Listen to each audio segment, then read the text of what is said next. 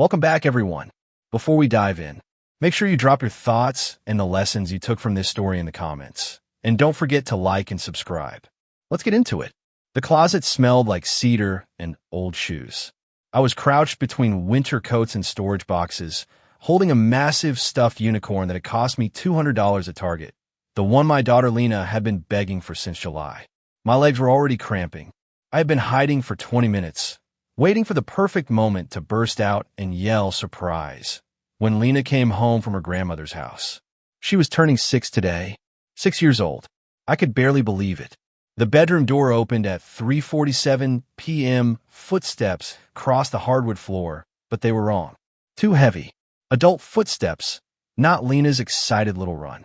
My wife, Sierra, walked past the closet, her phone already in her hand, screen glowing.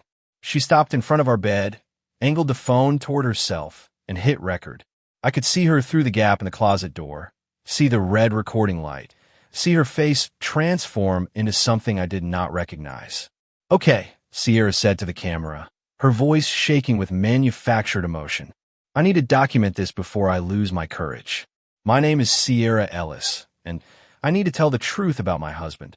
My heart stopped. Actually stopped for a second before slamming back into overdrive. My name is Brandon Ellis. I am 34 years old, a senior software engineer at a tech startup in Austin, Texas. I have been married to Sierra for 8 years, together for 10.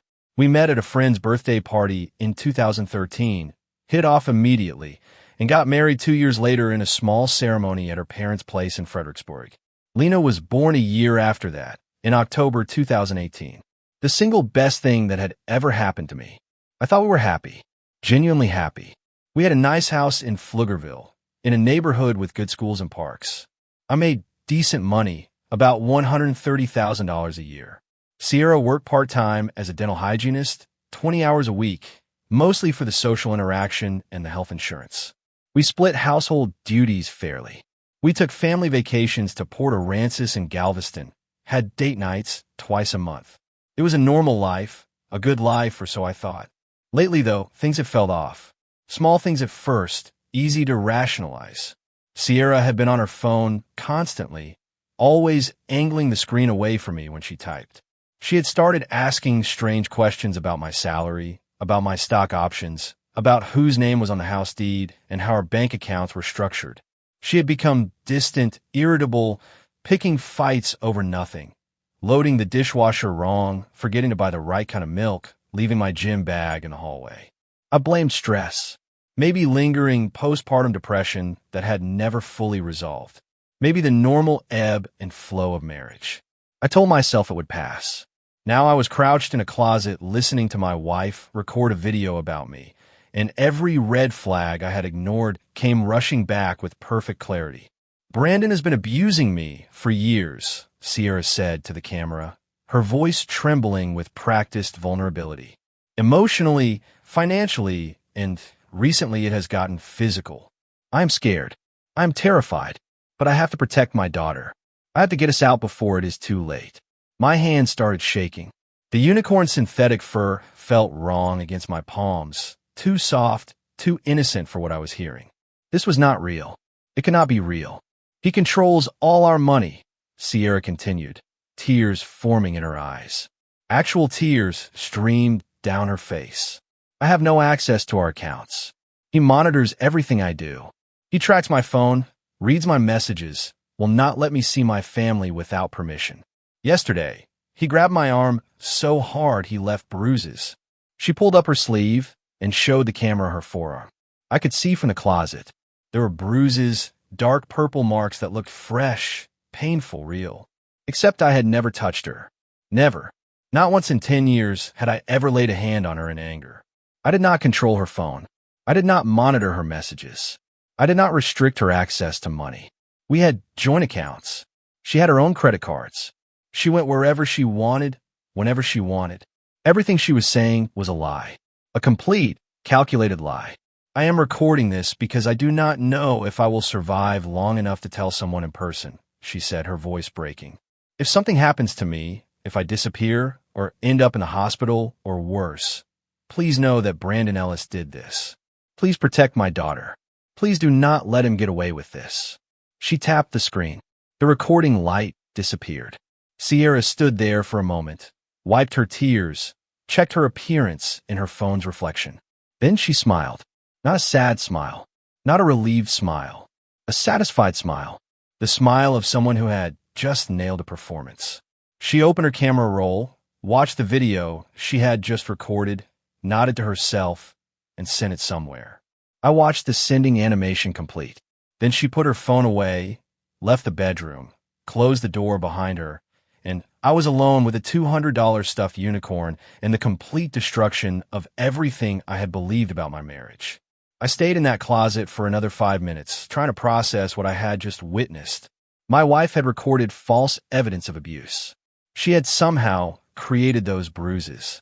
I did not know how yet, but they were fake. They had to be fake because I had never hurt her. She had created a video that could destroy my life, my career, my relationship with my daughter. And she had done it calmly, deliberately, like she had been planning it. I had been working from home for the past 3 years. My office was downstairs. Sierra knew my schedule, knew I would normally be at my desk in the afternoon. She clearly thought the bedroom was empty. She thought she could record her lies in private. She had no idea I had come upstairs early, hidden in the closet with birthday presents, planning a silly surprise that now felt like the only lucky break of my life.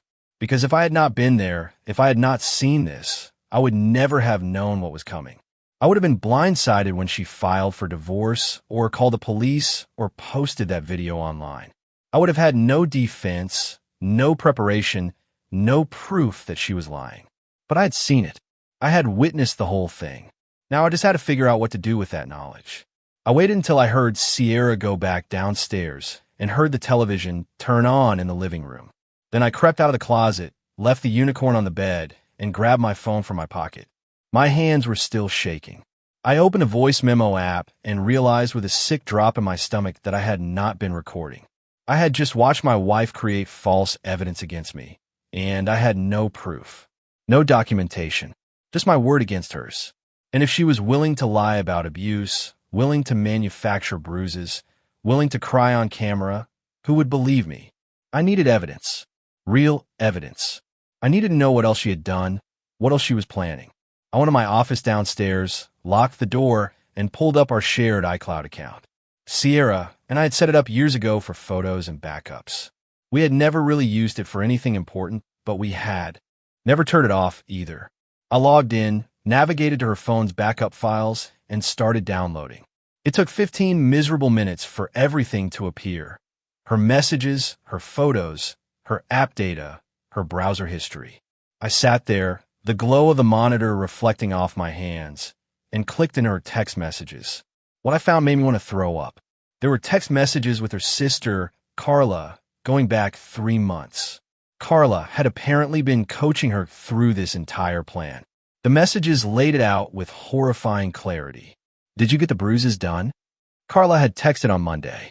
Yes, my makeup artist friend did them. They look totally real. I'm going to photograph them tomorrow, Sierra had replied. Good.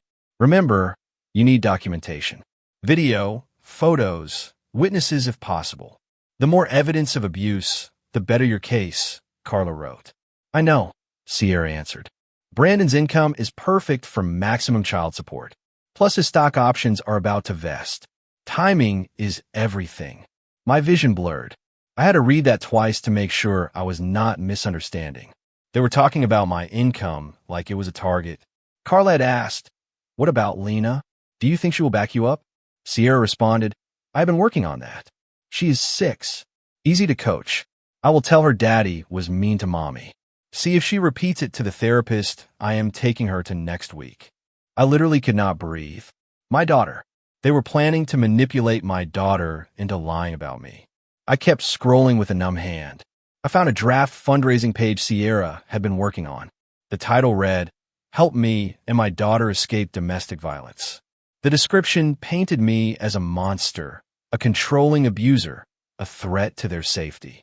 She had even included photos, pictures of her with carefully applied makeup bruises, pictures of Lena looking sad, a picture of our house with the caption, The prison I am trying to escape. The fundraising goal was $50,000. In the draft notes, she had written reminders to herself. Post this after filing restraining order. Need police report first for credibility. Consider local news interview. Reach out to domestic violence advocates for platform boost. This was not a cry for help. This was not a woman in danger. This was a calculated scheme to destroy me, take my daughter, steal my money, and profit from sympathy. I found emails to a divorce attorney, a woman named Denise Lawson, who specialized in high-conflict custody cases. Sierra had been consulting with her for 2 months. The email chain was detailed, strategic, and utterly cold. Denise had laid out a roadmap. Document abuse, file for a protective order, get emergency custody, freeze marital assets, maximize child support, pursue alimony.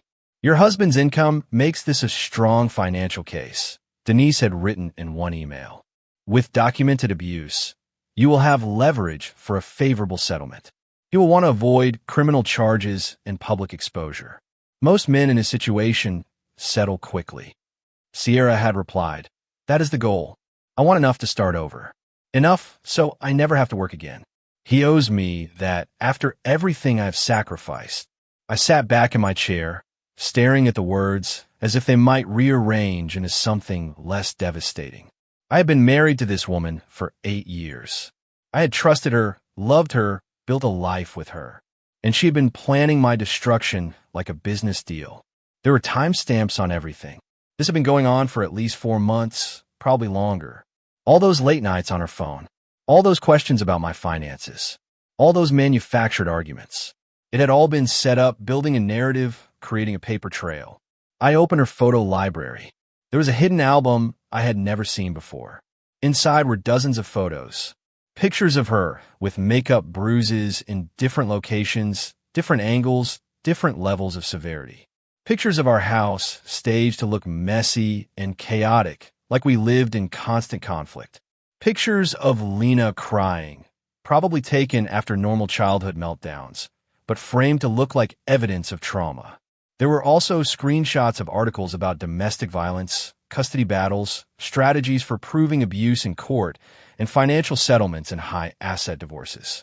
She had been researching, planning, building a case against me, while I had been completely oblivious. I had been working my job, playing with our daughter, believing we were a normal family. My phone buzzed on the desk. A text from Sierra. What time are you picking Lena up from your mom's? Party starts at 5. I stared at it, at the casual tone, at the assumption of normalcy. The birthday party, right? Today was supposed to be about celebrating our daughter turning 6. Cake and presents and games. Instead, I was sitting in my office looking at evidence that my wife was about to accuse me of abuse, take my daughter, and crowdfund her new life off lies. I could not pick up Lena yet. Not until I knew what to do. I texted back, running late on a work call. Can you get her? I will meet you at the house. Sierra replied instantly, fine. One word. No emotion. I waited until I heard her car pull out of the driveway. Then I started making copies. I downloaded everything from the iCloud backup onto 3 separate external drives. I took screenshots of every message, every email, every photo. I downloaded the video she had recorded that afternoon. It was in her camera roll backup, the one where she had performed her abuse story for the camera. I saved everything in multiple locations. Cloud storage, physical drives, and emailed copies to myself at 3 separate email addresses. If she discovered that I knew, if she tried to delete everything, I needed backup. By the time I finished, it was 4:35 p.m. The party was in 25 minutes. I had to go downstairs and pretend everything was normal, sing happy birthday to my daughter, and smile while my wife cut the cake. I had to act as if I did not know my marriage was a lie and my freedom was about to be stolen. I went to the bathroom, splashed cold water on my face, and practiced looking normal in the mirror. I failed. I looked like someone had been punched in the gut, which emotionally I had. When I came downstairs, Sierra was in the kitchen setting up decorations. Colorful streamers, unicorn plates, cupcakes lined up on the counter. Lena came bursting through the front door moments later in her birthday dress, pink with tiny unicorns printed along the hem. Daddy! She ran straight to me, arms wide, eyes bright. When is my surprise? For a moment, I almost broke. I thought you had a surprise, I said, forcing a smile and hugging her back. The surprise is later, sweetheart. After cake. She pouted, but accepted that answer, already distracted by the balloons. Sierra watched us from the kitchen doorway. Her expression was unreadable. If I had not just seen the video and the messages, I might have believed she was simply tired. Now, every small gesture looked sinister. When she walked past me to grab a stack of plates, she did not touch me. No casual brush of the hand, no quick kiss. Just distance. As family and a few friends arrived, I slipped into automatic mode. I greeted people, refilled cups, and lifted Lena so she could blow out her candles.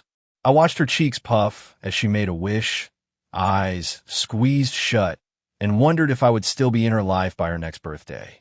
My mother, Denise, pulled me aside in the hallway at one point. "You look like you have not slept in days," my mother said softly. "Are you all right?" I could not tell her the truth. "Not yet. Just work," I replied. "Big release coming up. I am fine." She studied my face, clearly unconvinced, but did not press. "If you need anything, you know you can always come home," she said. "You and Lena both." I nodded, feeling my throat tighten. That night, after everyone left and Lena was finally asleep with the giant unicorn wrapped in her arms, I knew I had to move quickly. I could not let this play out on Sierra's timeline. I could not wait for her to file false reports, get a restraining order based on lies, and take my daughter away before I had a chance to defend myself. I needed a lawyer.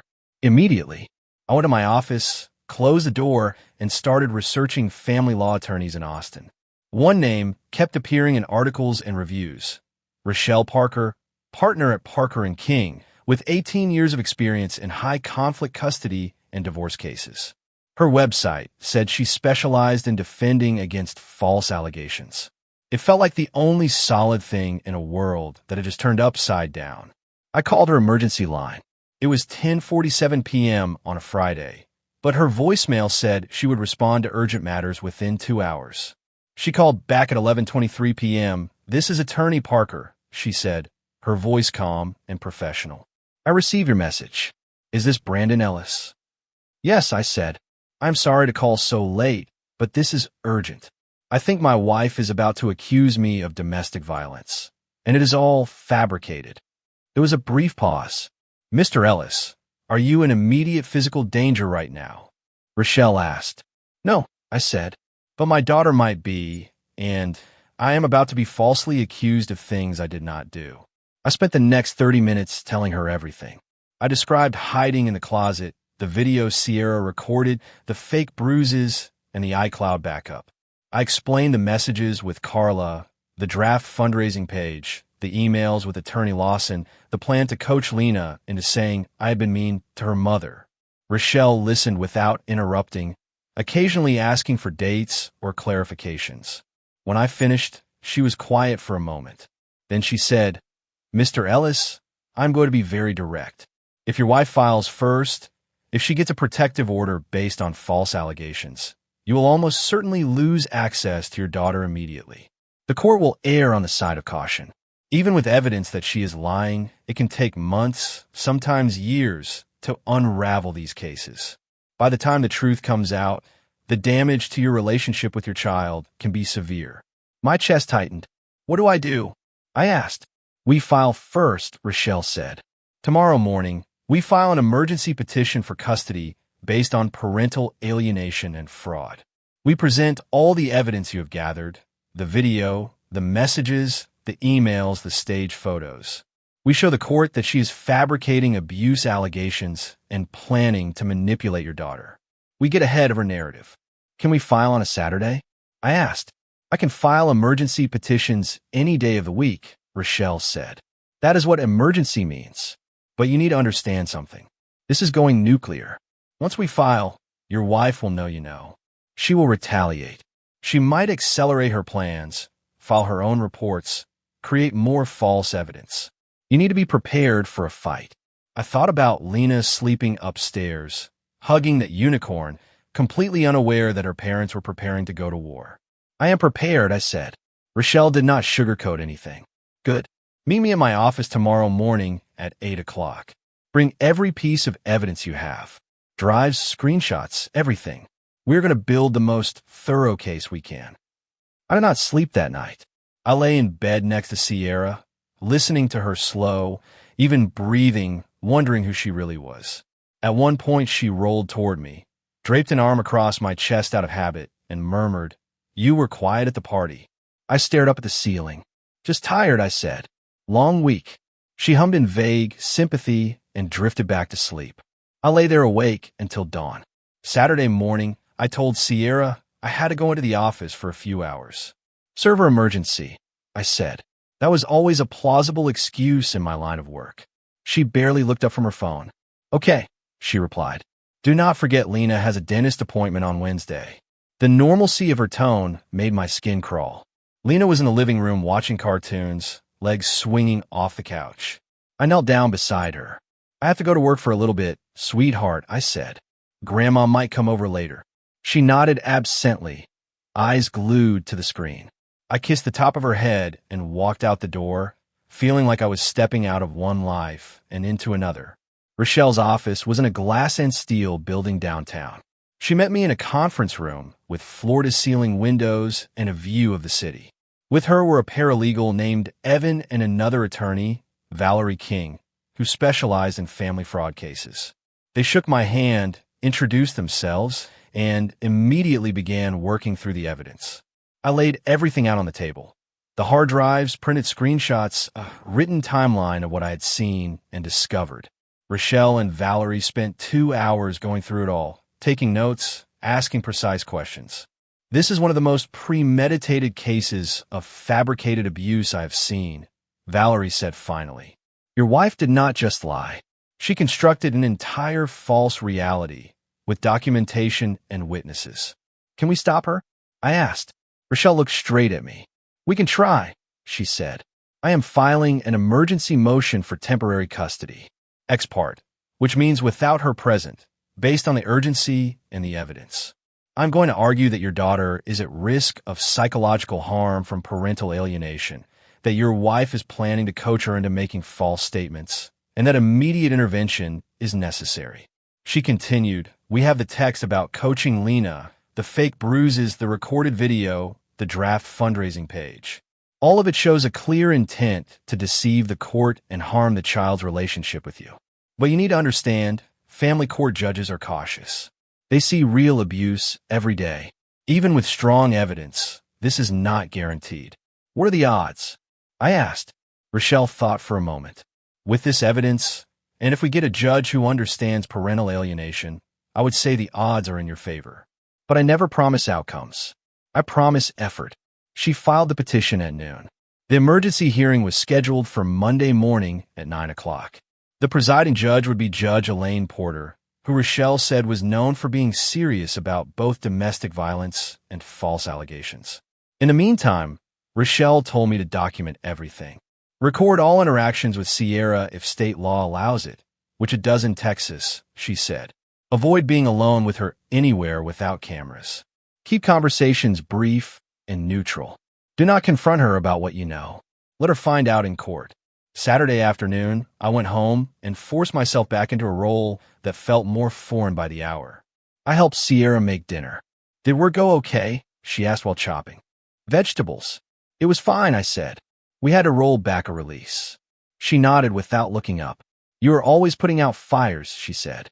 "Maybe that is part why I feel so alone sometimes." I almost laughed at the irony, but bit it back. Later that night, after Lena was in bed, Sierra and I sat on the couch watching a crime drama.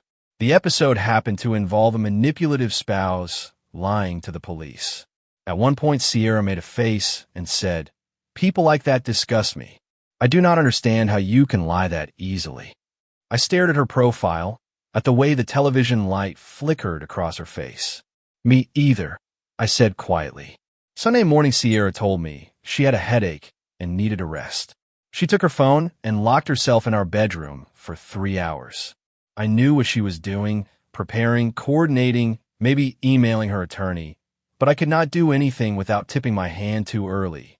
I made pancakes with Lena, let her pour syrup everywhere, and pretended our life was not about to be dissected in a courtroom. At 6 o'clock that evening, someone knocked on our front door. I opened it to find a process server holding a manila envelope. "Is Sierra Ellis here?" he asked. "Yes," I said, my heart racing. "She is in the living room." He stepped inside, called her name, and handed her the envelope. "You have been served notice of an emergency custody hearing tomorrow morning, 9 o'clock, he said. "Travis County Family Court." Sierra's face went through several emotions in seconds. Confusion, anger, shock, and something like fear. She tore open the envelope, scanned the first page, and then looked up at me with an expression I had never seen on her face before. Pure hatred. "What is this, Brandon?" she demanded. "Emergency custody hearing? You were trying to take Lena from me." I kept my voice as steady as I could. "I'm trying to protect her," I said. "From what?" Sierra shouted. "For me being a good mother? You have completely lost your mind." Her voice rose, sharp and shrill. I glanced down the hall. Lena's bedroom door was closed, but I did not want her to hear this. "Sierra," I said quietly, "Attorney Parker has my permission to tell you that any statements you make right now could be used in court tomorrow. You may want to speak with your attorney before you say anything else." Her hand froze halfway to her phone screen. She stared at me with narrowed eyes. For the first time, I saw it click for her that I knew something. Maybe not everything, but enough. "I have recordings," I added in the same calm tone, "of things you have said and done. You should talk to your attorney, Sierra. Do not make this worse." Her face went pale, then flushed. "You recorded me in our own home," she whispered. "You violated my privacy." I shook my head. "Texas is a one-party consent state. I do not need your permission to record conversations I am part of." She opened her mouth, closed it, then said, "I cannot talk to you right now. I am calling Attorney Lawson." She stomped up the stairs. The bedroom door slammed. A few seconds later, I heard her voice through the thin walls, loud and panicked. I texted Rochelle a brief update. She responded almost immediately. "Good. Let her panic. Panic leads to mistakes. See you tomorrow morning." A few minutes later, Lena came out of her room, rubbing her eyes. "Daddy, why is Mommy yelling?" she asked. I knelt and hugged her. "Mommy is just stressed about grown-up things," I said. "It is not about you. Everything is okay." "Are you mad?" she asked, searching my face. "No," I lied. "I'm not mad at you. I love you." She leaned against me, content with that answer, and asked if we could watch a movie.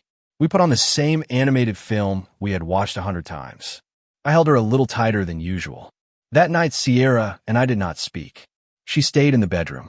I slept on the couch in my office with my phone recording audio, just in case. I could hear muffled voices upstairs until nearly 2 o'clock in the morning. I assumed she was strategizing with her attorney, trying to figure out how much I knew and how to counter it. Monday morning came too fast. I woke up before dawn, showered, and put on my best navy suit, a white shirt, and a red tie. Armor for what was coming. Sierra was already dressed when I entered the kitchen, wearing a cream blouse and black slacks. Her hair pulled back, makeup subtle.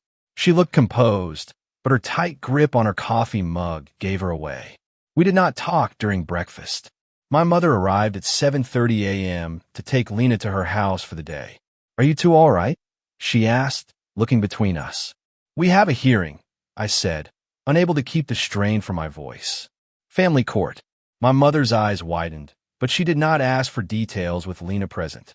She simply nodded and said, "Lena will have fun with me today. We will bake cookies." Driving downtown, my hands gripped the steering wheel so tightly my knuckles hurt. Rochelle met me outside the courtroom with Valerie. "You remember what we talked about?" Rochelle said. "Answer only what is asked. Do not volunteer extra explanations. Stay calm. The evidence will speak for itself." I took a deep breath and nodded. Inside, the courtroom was all wood paneling and fluorescent lights. Sierra sat at the opposite table with Attorney Lawson. She glanced at me once, eyes burning, then looked away. When Judge Porter entered, everyone rose. She took her seat, opened the file, and surveyed both tables over the tops of her reading glasses. "This is an emergency ex parte hearing regarding temporary custody of minor child Lena Ellis, age 6, Judge Porter said. I have reviewed the petition filed by Brandon Ellis and the response filed by counsel for Mrs. Ellis this morning. These are serious allegations. We will proceed efficiently and respectfully. Attorney Parker, you may begin. Rochelle stood. Your Honor, we are alleging that Mrs. Ellis has engaged in a deliberate pattern of fraud and parental alienation. She has fabricated evidence of domestic abuse, planned to falsely accuse Mr. Ellis in order to gain sole custody and financial advantage, and has actively discussed coaching the child to make false statements. We will present documentation of all of this, including Mrs. Ellis's own recorded words. Attorney Lawson rose in response. Your Honor, my client categorically denies these allegations. She has been a victim of emotional and financial abuse for years and recently feared escalating physical violence. Any preparations she made were in anticipation of protecting herself and her child. Mr. Ellis's filing is retaliatory. Judge Porter held up a hand. I have heard both positions. We will let the evidence speak. Attorney Parker, show me what you have. Rochelle connected her laptop to the court display. The first exhibit she played was the video Sierra had recorded in our bedroom, the one I had seen through the closet door. Sierra's face filled the screen. My name is Sierra Ellis, and I need to tell the truth about my husband, she said, voice shaking. She went on to describe years of emotional, financial, and physical abuse, showed the bruises on her arm, cried about being terrified. Sitting at our table, I watched the judge's expression remain neutral but attentive. When the video finished, Rochelle let the silence sit for a few seconds. Your Honor, she said, every statement in that video is false. Mr. Ellis has never abused his wife, never controlled her finances, never restricted her freedom. But the most important point is not looked smaller than I remembered, as if the weight of the court order had physically pressed her down. The moment she saw Lena, she began to cry. Baby, she said, dropping to her knees and opening her arms. Lena ran to her. They clung to each other, both sobbing. Watching through the glass, I felt a complicated ache. Whatever Sierra had done, she still loved Lena. During that first visit, the supervisor took notes. I could not hear everything, but I could see Sierra touch Lena's hair, her face, her shoulders, as if memorizing her. At one point, Sierra looked toward the glass, even though she could not see me clearly. For a heartbeat, our eyes aligned. The expression on her face was a mix of guilt, anger, and something like regret. After 2 hours, the visit ended. Lena came out holding a drawing she had made. Mommy and Daddy and me, she said, showing me 3 stick figures under a big sun. Mommy says things will be okay. I swallowed hard. Things will be different, I said carefully, but you are loved. That will not change. The weeks between the emergency hearing and the full trial blurred together. I worked, parented, met with Rochelle, and took Lena to therapy. Rochelle gathered more evidence. She deposed Carla, who admitted under oath that she had helped plan Sierra's false narrative. She obtained a sworn statement from the makeup artist, a woman named Marissa Green, who confessed to creating the bruises with special effects techniques. Marissa said she had not known what Sierra planned to do with them and felt guilty when she found out. The Travis County District Attorney assigned an investigator named Detective Leonard Brooks to review the case for potential criminal charges. He called me in for an interview. He was methodical and calm, with the kind of weary eyes that came from years of looking at ugly truths. He asked me to walk him through everything again, from the closet to the courtroom. You understand, Detective Brooks said, that if we pursue charges, your wife could face jail time. I nodded. I understand, I said. I do not want Lena to lose her mother. But Sierra tried to destroy my life and was willing to harm Lena to do it. There have to be consequences. He considered that for a moment and then said, the court will look at her intent and the potential harm. With this level of planning, it is unlikely this will be treated lightly. When the trial date finally arrived in mid-December, I felt like I had aged years in a matter of weeks. The courtroom this time had a jury. 6 men and 6 women sat in the box, faces unreadable. Sierra sat at the other table in a dark dress, hands folded tightly in her lap. She looked like she had not slept. Rochelle began with an opening statement that was simple and devastating. She told the jury they were not hearing about a woman trying to escape danger, but about someone who had constructed a false story to gain custody and money. She promised to show them Sierra's own words, plans, and admissions. Attorney Lawson followed with a statement about fear, desperation, and imperfect attempts at self-protection. When I took the stand, my palms were damp. I swore to tell the truth and sat down, facing the jury. Rochelle guided me through my testimony. Meeting Sierra, our marriage, Lena's birth, the gradual changes, and finally the day in the closet. I described the smell of cedar, the stuffed unicorn, the sound of Sierra's voice as she told the camera I had abused her. As I spoke, I focused on one juror at a time, letting them see that I was not perfect, but that I was telling the truth. When Rochelle asked about the iCloud backup, I explained how we had set it up together, how I had downloaded it, and what I had found. I described reading the messages about my income, the stock vesting, the coach phrases for Lena. Attorney Lawson cross-examined me aggressively. Mr. Ellis, she said, is it not true that you are a controlling person by nature? You work in a field where you oversee systems, where you monitor every detail. Is it not possible that some of that control extended into your marriage? I answered evenly. I work carefully in my job. At home, Sierra had full access to our accounts and decisions. She held up a photo of a broken lamp. Is this not evidence of an outburst? She asked. I recognized it. That lamp was broken when Lena was 3 years old, I said. She was running around the living room, tripped, and knocked it over. Sierra took that picture and joked that we needed more child-proofing. Lawson tried several angles, asking if I had ever raised my voice, ever argued with Sierra about money. I answered honestly. Yes, we had arguments like any couple, but never anything resembling what Sierra had described. Next, Rochelle called Carla to the stand. Under oath, Carla looked nervous. Rochelle asked, did your sister ever tell you that Brandon Ellis physically abused her? Carla shifted. She said she was unhappy, Carla said. She said she felt taken for granted, that she wanted out. She did not describe beatings. Rochelle showed Carla the text messages about the makeup bruises and the coaching of Lena. Did you send these messages? She asked. Carla swallowed. Yes, she said. Why? Rochelle pressed. Carla sighed. Sierra said she needed help getting out. She said she wanted to make sure she did not lose her daughter or her lifestyle. I thought. Her voice faltered. I thought I was helping her. I did not think it would go this far. Marissa, the makeup artist, testified next. She described how Sierra had come to her asking for realistic bruise makeup for a project and how she had applied them, taken photos, and been paid. I do special effects work for theater, Marissa said. When I later heard about the video, I realized what she had used the makeup for. I felt sick. I contacted Mr. Ellis's attorney because I did not want to be part of a lie. Dr. Grant testified about her sessions with Lena. She explained how Lena had repeated adult phrases like, Daddy made mommy sad, without understanding them. How Lena's behavior with me was secure and relaxed, and how Sierra had used supervised visits to plant suggestions. In my professional opinion, Dr. Grant said, this is an example of attempted parental alienation. The child is being asked to carry adult narratives that are not her own. Finally, Sierra took the stand. Attorney Lawson guided her through her testimony. Sierra spoke about feeling lonely, about my long hours at work, about small arguments that had hurt her.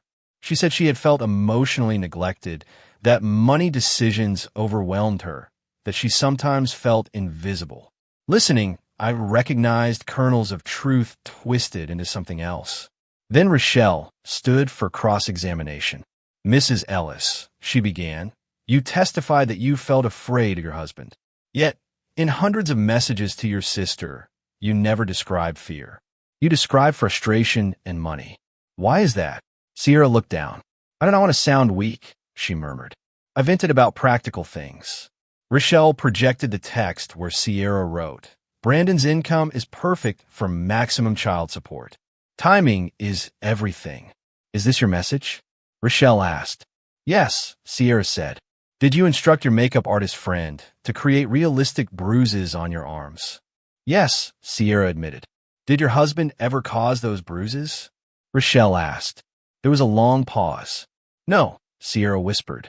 Did your husband ever physically abuse you in any way? Rochelle asked. No, Sierra said, barely audible. Did he ever prevent you from accessing money? No. Did he monitor your phone? No. Did he forbid you from seeing your family? No. Then why, Mrs. Ellis, did you record a video saying he did all of those things? Rochelle's voice remained calm. Sierra's eyes filled with tears. Because I wanted out, she said at last. I was angry. I felt like my life had disappeared into his schedule, his job, his plans. I knew if I just asked for a divorce, I might lose Lena and the house. I did not want to start over with nothing. I thought if I had evidence, I would be safe. I told myself he would be fine. He always lands on his feet. Her shoulders shook. I did not think about what it would do to Lena. A murmur ran through the courtroom. Rochelle let the silence stretch, then said quietly, "So you lied. Not out of fear for your safety, but out of fear of losing your lifestyle."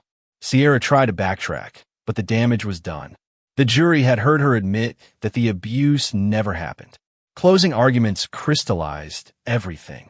Rochelle reminded the jury of the fake bruises, the messages, the draft fundraising page, the coaching plan, the emergency hearing, and the supervised visits where Sierra continued trying to influence Lena.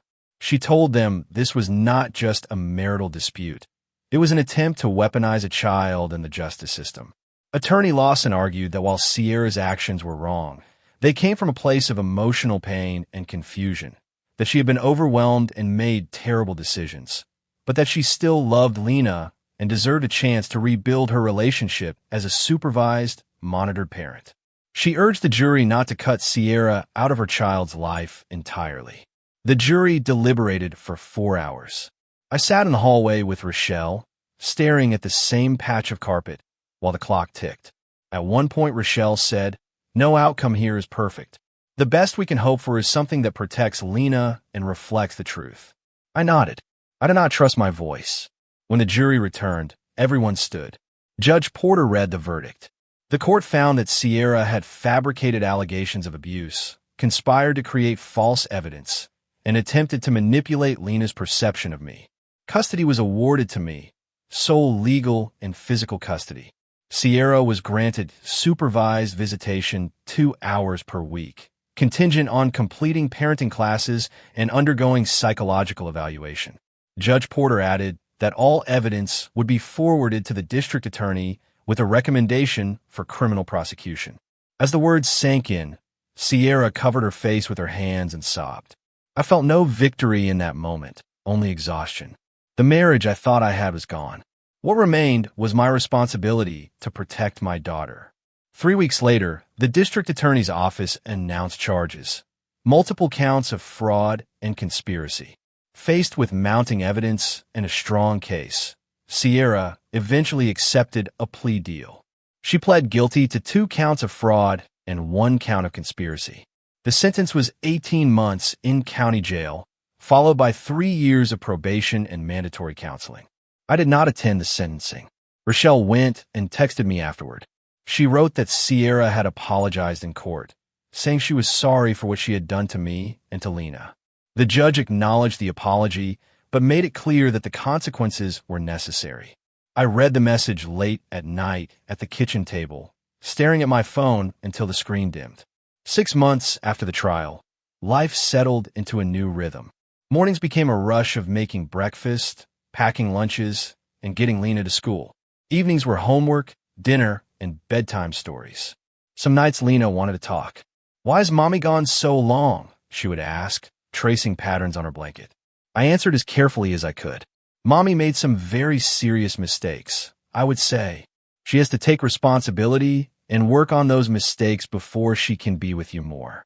She loves you, and one day you will see her again. But right now, my job is to keep you safe and loved." Sometimes Lena would nod and change the subject. Sometimes she would cry quietly and ask if we could look at old pictures. We did. Dr. Grant continued meeting with Lena. The supervised visits with Sierra would resume after her release, still limited and carefully monitored. I did not know what their relationship would look like in 5 years or 10. I only knew that the version of events Sierra had tried to create would not define Lena's understanding of her childhood. One evening, after Lena had fallen asleep with a book open on her chest and the unicorn still occupying a corner of her bed, I stood in the doorway of her room and watched her breathe. The house was quiet in a way it had never been before, a different kind of quiet than the one in that cedar-smelling closet months earlier. I thought about every point where this story could have gone differently. If I had not gone upstairs early that day, if I had not checked the iCloud account, if I had not found an attorney who knew what to do. I thought about how close I had come to losing everything, not because of something I had done, but because of something someone else had chosen to invent. Then I turned off the light, leaving the hallway lamp on so Lena would not wake up in total darkness. I walked back to my office, closed the door, and opened my laptop. There were still forms to fill out, schedules to arrange, and reports to send to Rochelle and Dr. Grant. There would be more hearings, more evaluations, more hard conversations as Lena grew older and began to ask more complicated questions. But for that night, the only thing that mattered was that my daughter was upstairs in her room, safe in her own bed, dreaming about unicorns and birthday cakes instead of courtrooms and fabricated bruises. Sierra had tried to rewrite our lives with lies. I had almost lost the chance to tell the truth. Almost. If you enjoyed this story, please like, comment, and share this video with your friends. Subscribe and turn on the notification bell so you never miss a powerful story drop.